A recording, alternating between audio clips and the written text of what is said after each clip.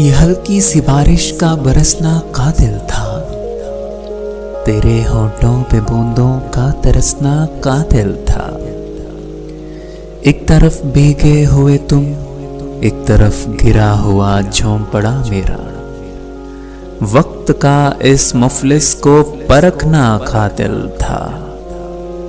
जुल्फों की जिद रुखसार पे रहना और तुम आदि संवरने के, वो तेरे हाथों का बालों से उलझना कातिल था।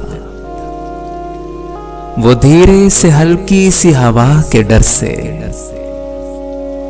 इस नजाकत से तेरा सिमटना कातिल था। पहले बेइख्तियार मुस्कुराना, फिर हमें देखकर चुप हो जाना। अरे आपके होंठों का वो संभलना कातिल था। ये हल्की सी बारिश का बरसना कातिल था। तेरे होंठों पे बूंदों का तरसना कातिल था।